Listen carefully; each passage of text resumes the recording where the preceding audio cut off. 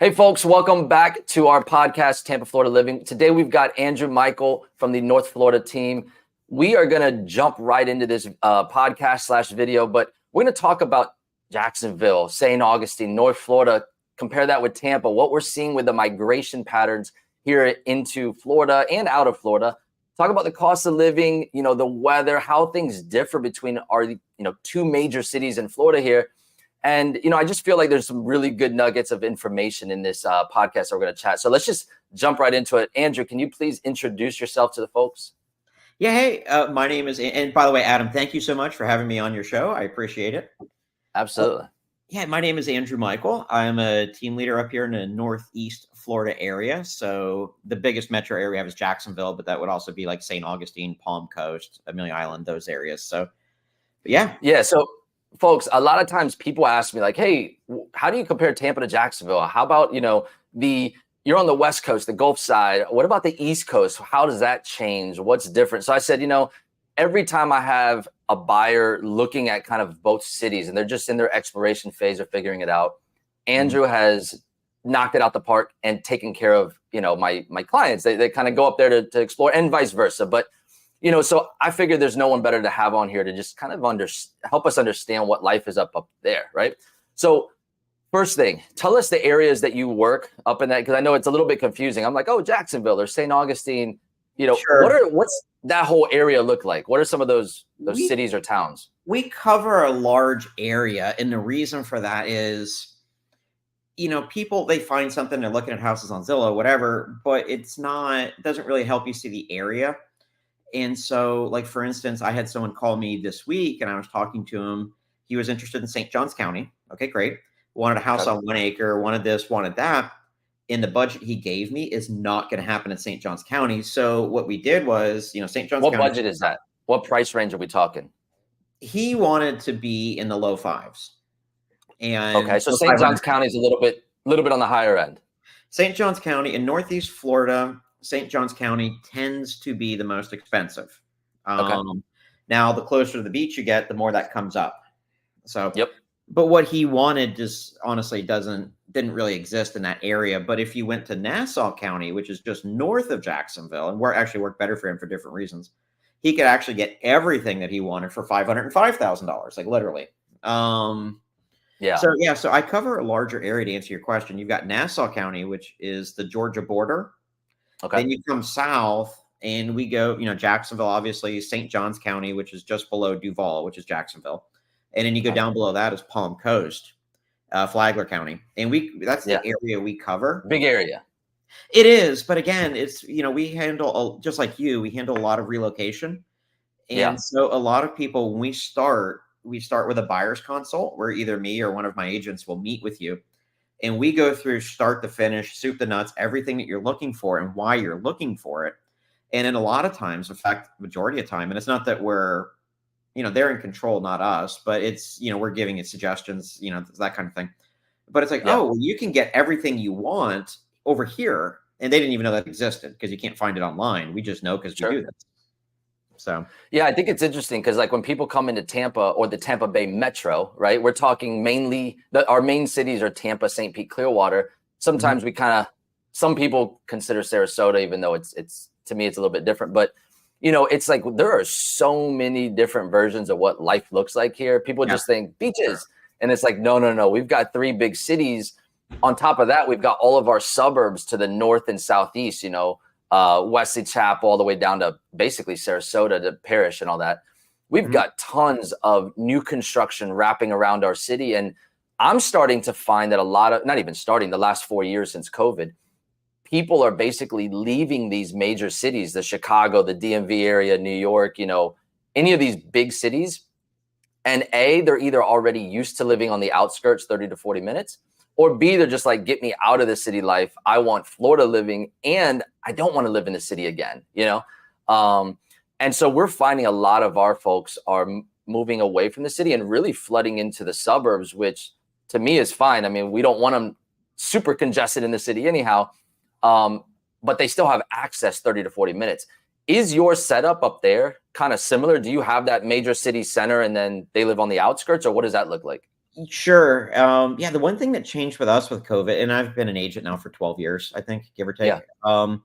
Relocating people from, let's say, New York, New Jersey, stuff like that is nothing new.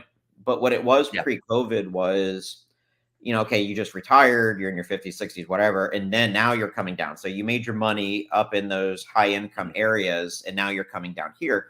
Just like when people retire from Florida, they tend to go to Tennessee, native Okay. Floridians, Yep. because, you could sell your house, here, go buy something up there for way less.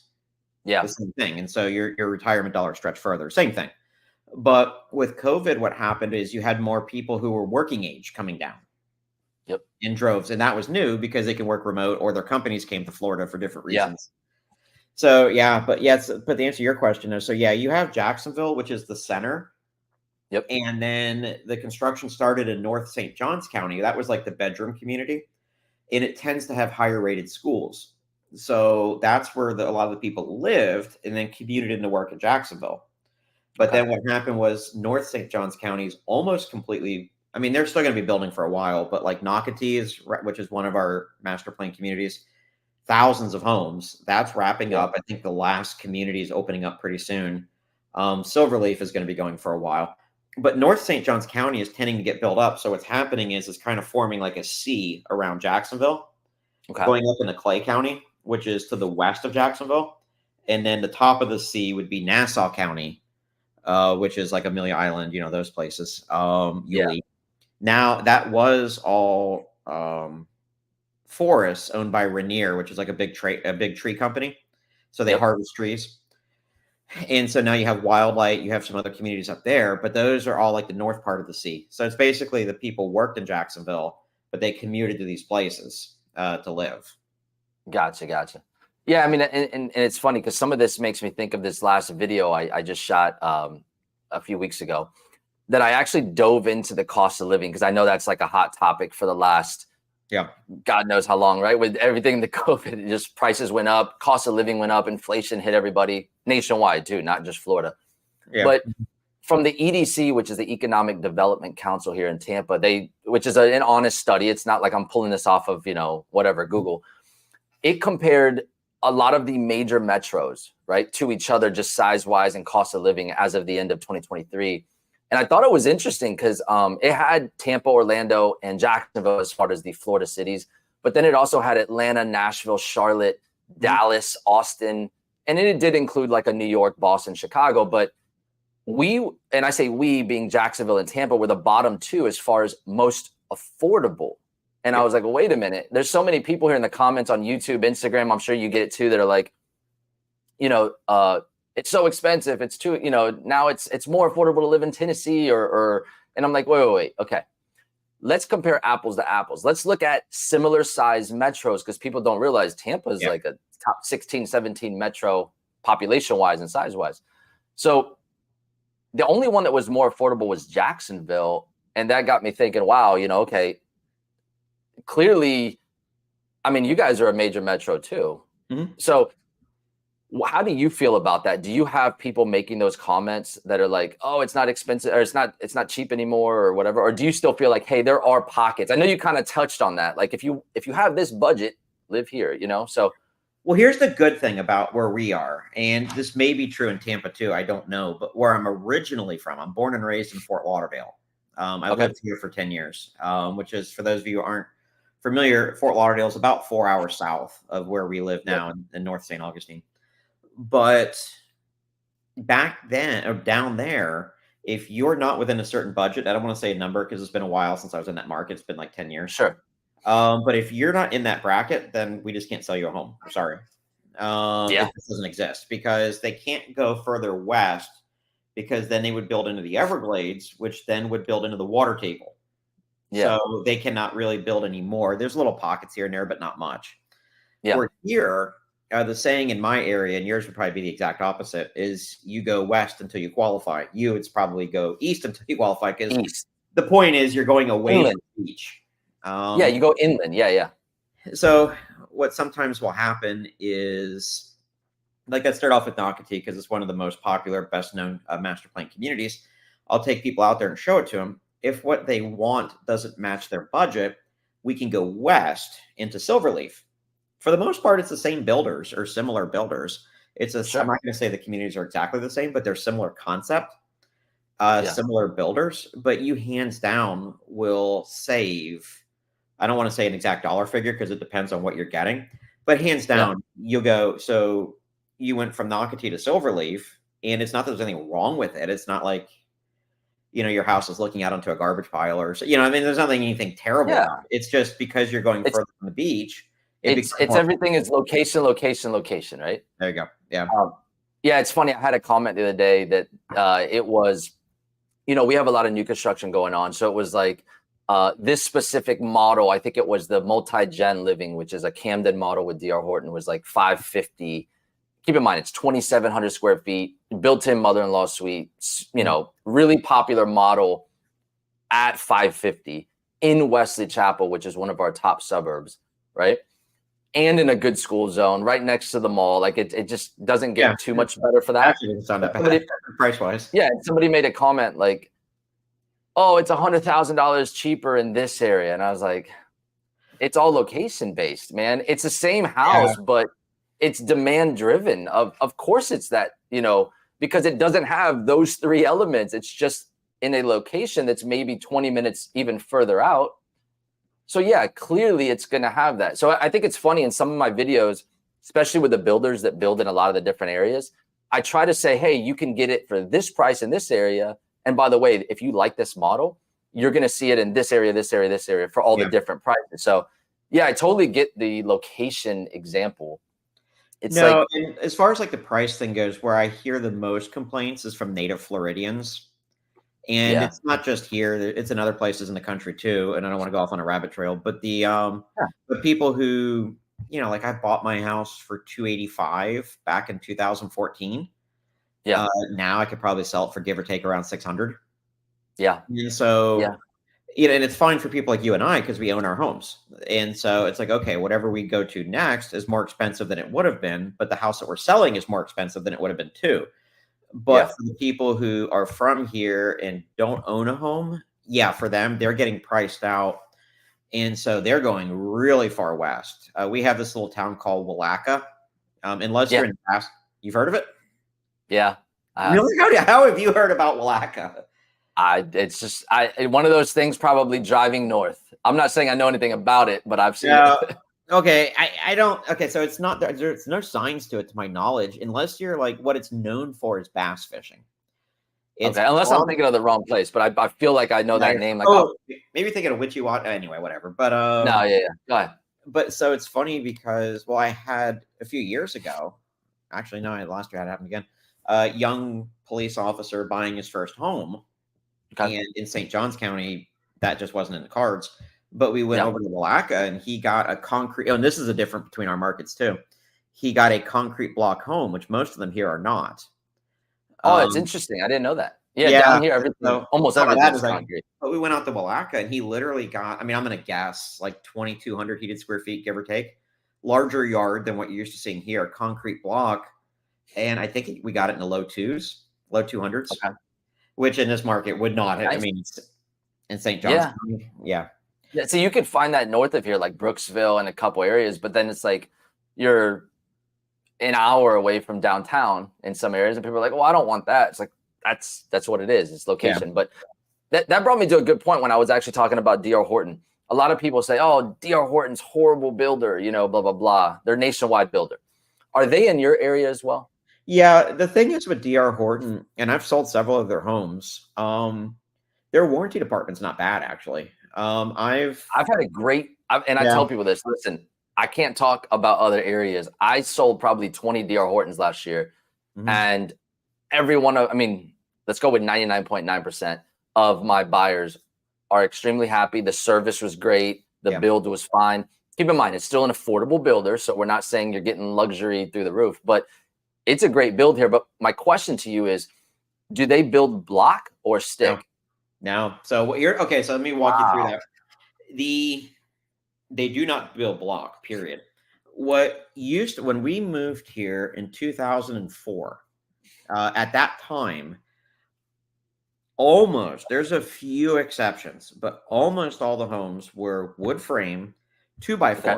So obviously 2 inches off the deck or 2 inches off the ground, 4 inches Yep. wide. And so you have 4 inches of insulation. I'm going to say this for the advantage of your viewers.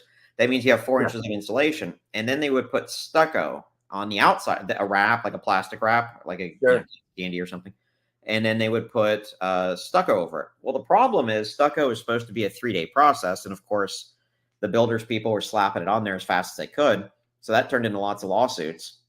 It's one neighborhood here called Bartram Springs, which is notorious for those lawsuits. But anyway, then over time, what happened was a lot of those builders went to, and it's not just D.R. Horton, by the way, it's like almost all of them, even higher price point. From there, they went to a 2x6. So now you got 6 inches of insulation. They still do the wrap or the green board, Okay. and then on top of that, then they do hardy board, which hardy board looks like, I think it's T11 or like a wood board, but it's not wood. It's like a concrete product. Right. So that's what they do now. If you were to buy a new build now, chances are you're going to get 2x4 or 2x6 with the hardy board around it. And it's not that stucco's bad. I mean, stucco's been used in the state since before I think Florida was a state. They were built like, they were using stucco on houses. It's not a new I mean, I'm sure it was different. No, yeah. So what's interesting there, and I didn't know that it was in Tampa. I thought it was, Florida. I was thinking it was like, for me, I've talked to people that it was like Texas up north. But here's something interesting. Most builders, new construction builders in Tampa or their suburbs or whatever you want to call it, if it's a 2-story house, first story is going to be block, second story is going to be wood, from that on. Yeah. A lot of that is the elements, the rain, termites, whatever that may be. But D.R. Horton is actually one of the only builders, even though they're an affordable builder, even on a 2-story house, the full house is block. So what's interesting? Literally never seen a 2-story block home in my market. I mean, it is. Yeah. So what's interesting, and they still have all like the hurricane wraps on the roof, and they have all of everything that's, smart features and all that stuff. But what's interesting to me is that whenever you see a review and somebody's like, D.R. Horton's horrible, I'm like, where'd you come from? Because the product is from here, from North Florida to Central Florida, is a completely different product. And I think that's interesting. So that's a good thing that we tell me if you agree with this or not. So a lot of times, like that's a D.R. Horton. Now it depends. Like in my market, and I'm sure it's the same as your market, they have their express homes. So if you see D.R. Horton Express, what you're going to get is less expensive linoleum flooring, Formica countertops, stuff like that. That is going to be your entry level, least expensive home that they can build. Then just regular D.R. Horton, you're going to get your wood looking tile.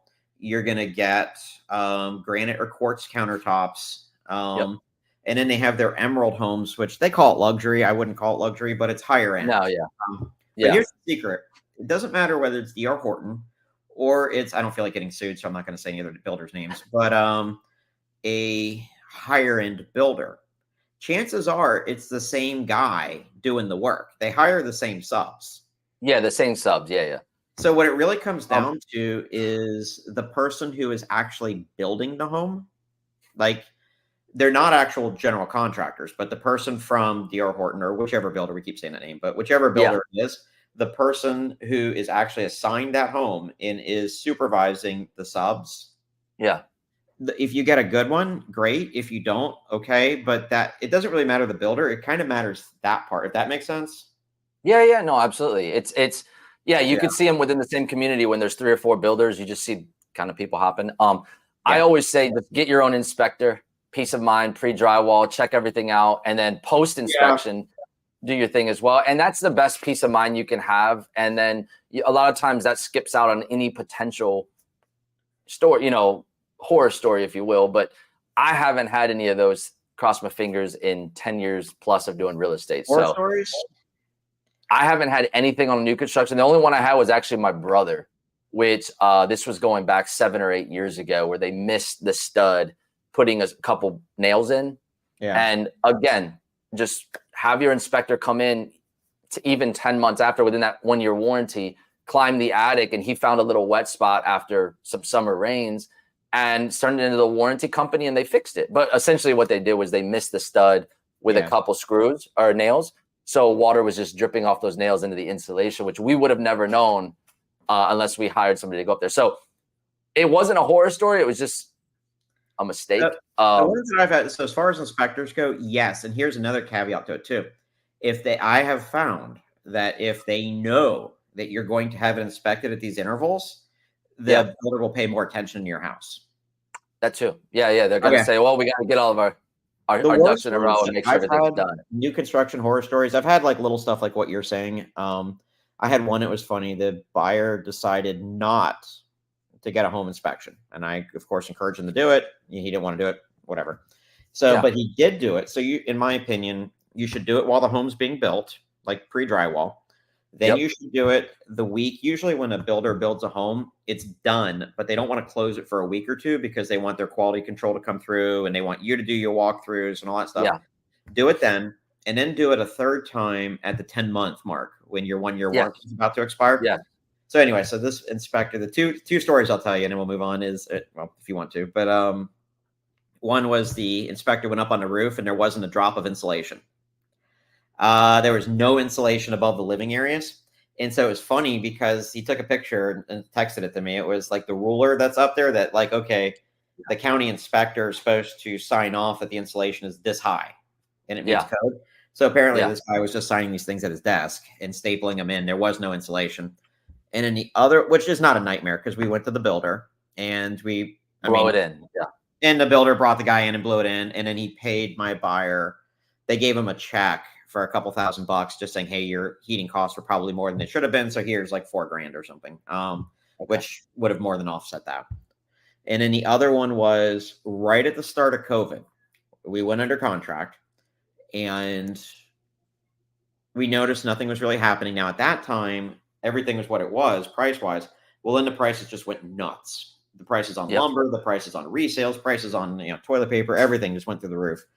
So the builder came back to my buyer and said, we want, I think it was $30,000. We want, and this is like a $450,000 house, somewhere in that range.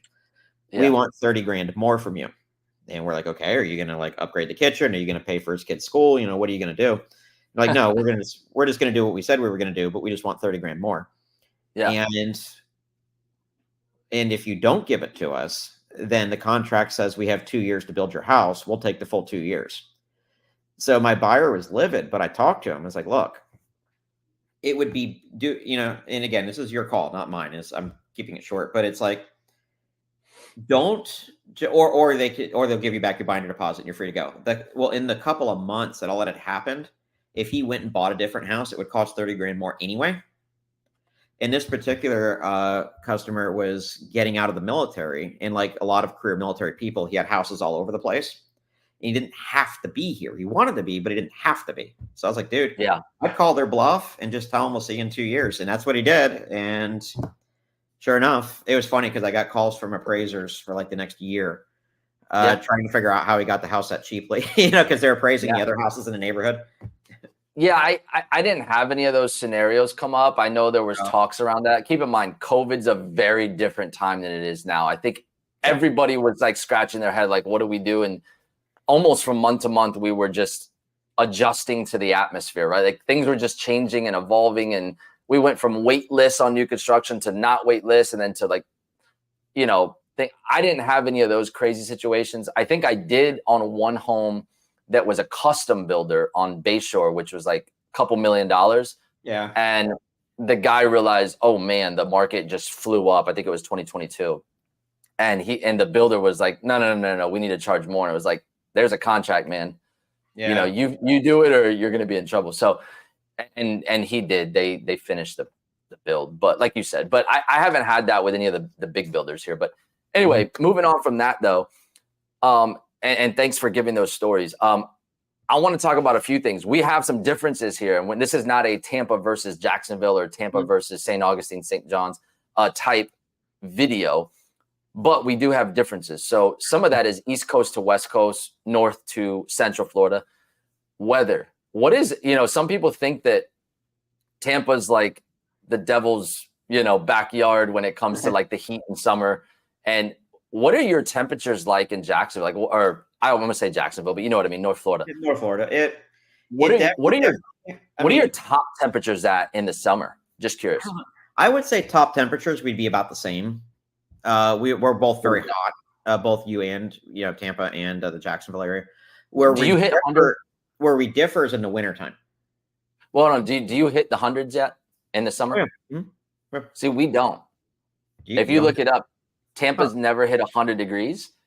We'll hit mid 90s, but I don't know if it's and by the way, I'm not going to say feels like 100. I'm saying we've never hit 100 degrees. I don't know if it's being on the water.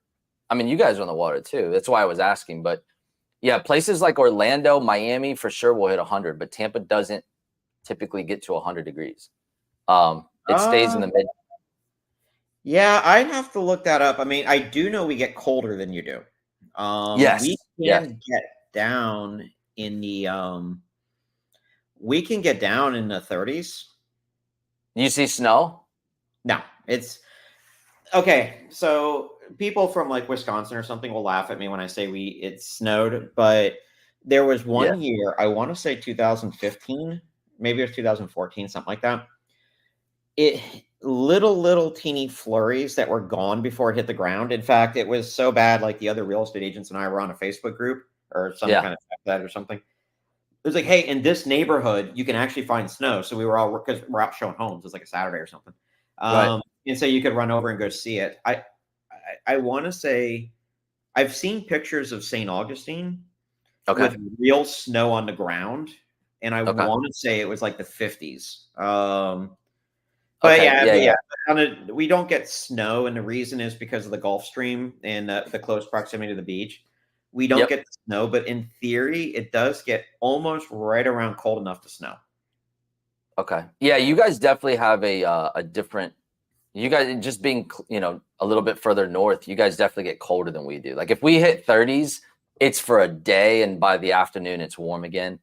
So that's very interesting. And what about the water? The water is very different. Our beaches are like people don't realize how different our beaches are when they're like, oh, I want to be near the beach in the East Coast versus the West Coast. And I have a lot of friends in Melbourne Beach. So we go over there a couple times a year. It's completely different beach. And my kids are like, I'm going to go run in the water. I'm like, whoa, whoa, whoa. There's current, there's big waves, big sharks. Not Okay, we got so sharks too, but you've got that. For instance, we are actually on the ocean. You are not. You are in the Gulf of Mexico. So I would imagine our wave, yeah. whatever. But when I say waves, we're not like California by any stretch of the imagination, like the high waves that you can surf and such. You guys have smaller surfing and stuff like that, right? Well, the problem that we have with our beach, what in my mind is different between the East and the West Coast, is your water is way more beautiful. Yeah. I don't know about Tampa specifically, but I've been on the Gulf Coast, like Destin and other places where it was like, damn, I mean, this water is nice. It's beautiful. Where here it's a little murkier because you have the St. Johns River, which is freshwater dumping into it. And that causes it to, But another difference is too, though, and you and I've talked about this, is our beaches, some of them you can actually drive on, which is awesome. So I have two young children. I have a four-door F-150 with four-wheel drive. So like last Friday, for instance, drove out onto a Porpoise Point, which is near Volano Beach, drove right up, turned around. There's like little tidal pools right there. And the kids played in the tidal pools. The dog ran around. And then we have I put like a 10-gallon water container in one of those showers you'd use if you're camping, like a little battery-powered one. So I can give the kids a shower in the bed of my truck. Dog, get them all dried off, pick them up, put them in the truck so they don't touch the sand. I mean, a 12 by 12 tent, if you can put it in the back of a pickup truck, you can bring it with you. Yeah. I don't think you guys have that. We cannot drive on the beaches. No, we cannot. I've always known Daytona to be that, right? Drive on the beach. Daytona, I believe you can too. Yeah.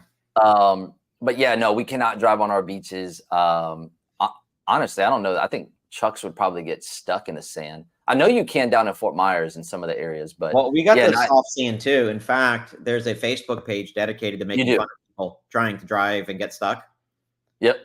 Yeah. You don't want to move here. You don't want to be on that page. No. By the way, mom hack. My wife started doing this a few years back. Bring baby powder.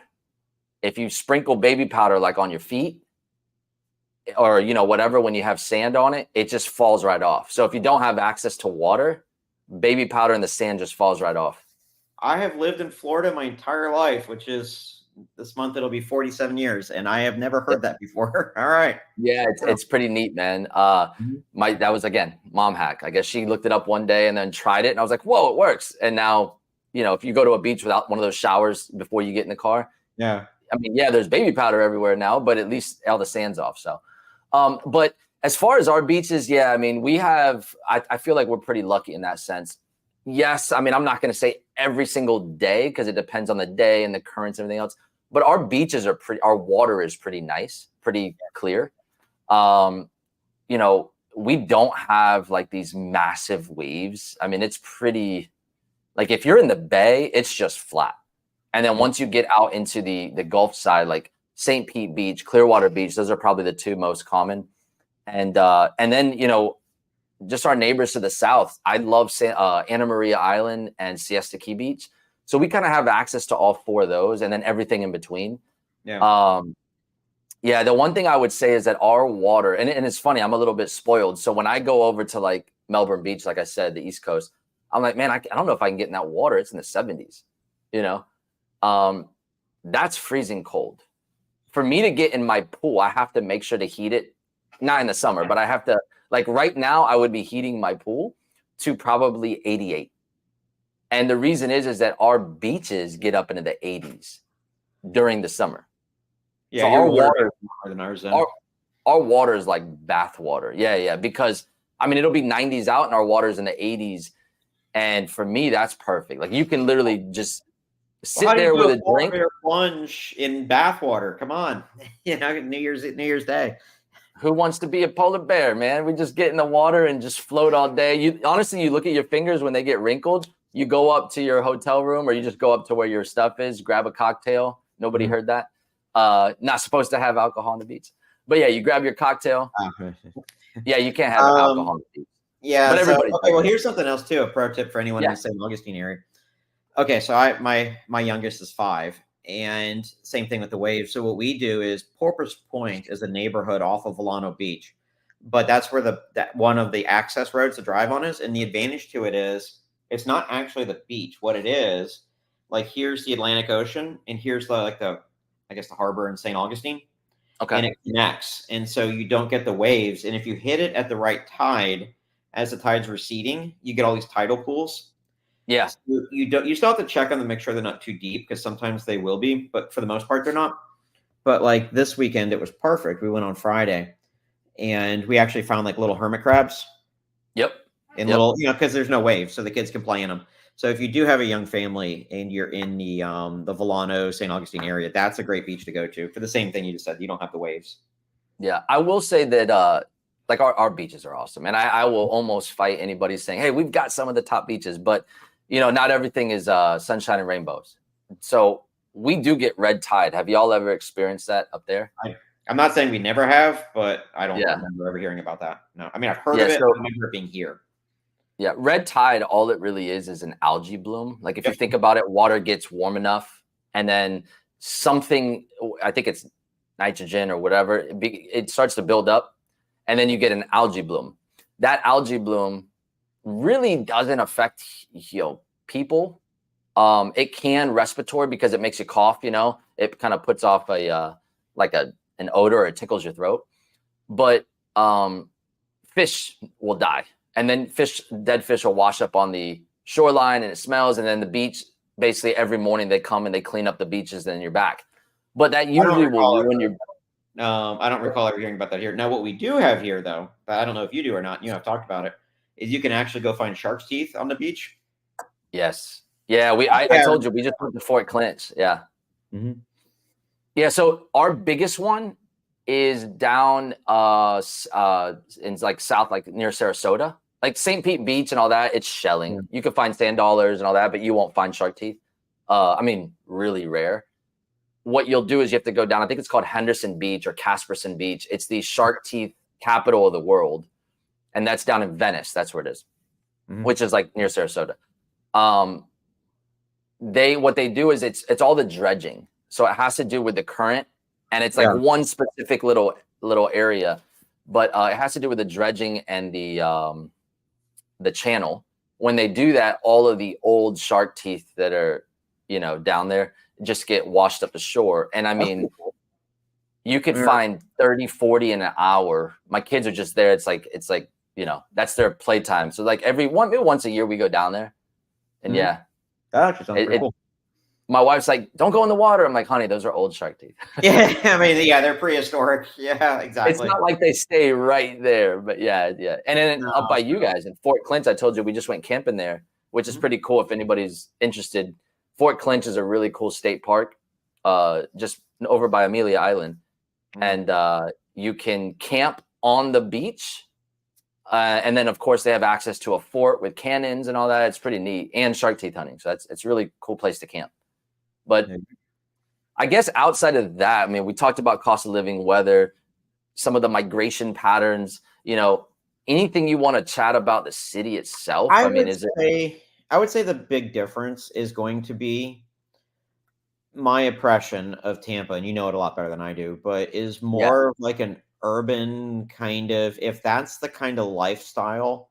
Like my best friend, and we're still close. We've been friends since first grade. He's always lived like in DC, Manhattan, places like that. Yeah. He would be a lot happier in Tampa than he would be in Jacksonville and definitely St. Augustine. Why is that? We just don't have, we do have a downtown area, but it's a different vibe. I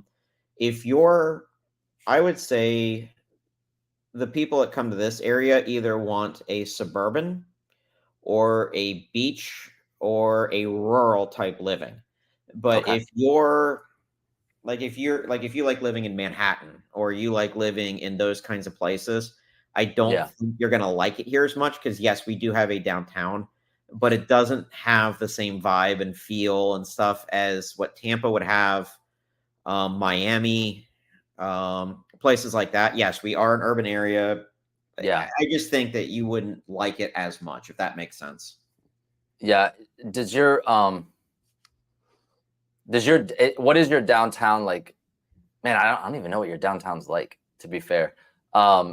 What is it like? Like, if you had to describe it, is it more like professionals in business, or is it like, no, there's places to go and enjoy, but slower pace? Yeah, it's or more professionals in business. There are some things for people to go and enjoy and do, but I was thinking about it before we jumped on here. I've worked in this market for over 10 years. My team and I have sold hundreds of homes, and I don't think I've ever sold anything downtown. So I'm just thinking about it. I don't remember I ever have. I mean, they pop up, like you see little condos and such. Yeah. But it's definitely not like where my buddy lives, East Market, I think it's called, in DC. Yeah. You can walk to like the farmers market thing. You can walk to all the restaurants. You can walk to Trader Joe's. It's not like that, or when he lived off Columbus Circle, you could jump on a subway and take it to like Broadway or, whatever. It's not like that there. They don't have all that kind of stuff. There's professionals working, but then when it's 5 o'clock or 4 o'clock or whenever they go home for the day. So that's really interesting, because that's what Tampa's downtown was 10 years ago. Okay. Believe it or not, it was stockbrokers, bankers, professionals, lawyers. The courthouse is downtown. Like, that's all of what that was. Mm-hmm. And at 5 p.m., it's a ghost town. Everybody goes home. There was nowhere to go. Maybe a pizza shop or a sandwich shop to service some of those people working there. Yeah. But outside of that, it was like nothing exciting. Then, and this goes back a little bit further than 10 years ago, but 10 years ago is I would say probably when it popped, is we've got things like Channelside that popped up, the Riverwalk, which now everybody kind of knows. Tampa's Riverwalk, I think the last 2 years was ranked in the top 1 or 2 Riverwalks in the country. Mm-hmm. And it just wraps around, like, here's our downtown. It just wraps around our downtown, and it starts to connect a lot of Tampa's hotspots. The Straz Center, which is like our performing arts, hotels, restaurants, even it gives a little history tour as you go. And then it follows the river. So you can rent boats, and you'll see people boating and kayaking and paddleboarding up our river. You sound like what I, in my early 30s, living in Fort Lauderdale. Yes. Early 30s. Yeah, that's kind of what it's like down there. The difference though is that Tampa's more residential. So it was built on like a grid, but everything is residential around the city. Like in and out of the city. We just have we kind of have a small downtown, to be honest. But it's all and everything else is residential, and it's still mom and pop. Like you'll still see like power lines in like the backyards, and like you'll still see like a lot of small business mom and pop, which I actually like. I like those small cafes and the traditions, the old traditions. It's so, yeah, we're getting a lot of new stuff, but I don't think we're ever going to be a Miami in that sense. I think that Tampa has a completely different vibe. It's like almost family forward.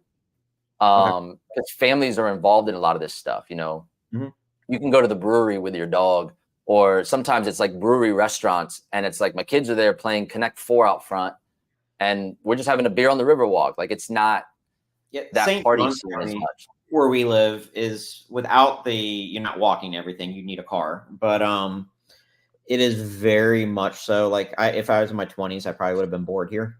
But now in my late 40s, you know, having a wife and two small kids, I'm not, you know, it's great. So like one day, my wife and mother-in-law, at the time we only had our daughter, our son wasn't born yet.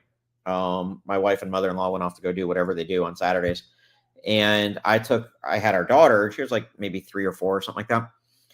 And so we went to Bog, which is our brewery in St. Augustine, and it was during the daytime. But when I went in there, I didn't really know what to expect. And when I walked in, it was all dads with their kids. The whole place. That's like awesome. One dad was playing Jenga with his kids. One guy was doing, and they had the games there. Yeah.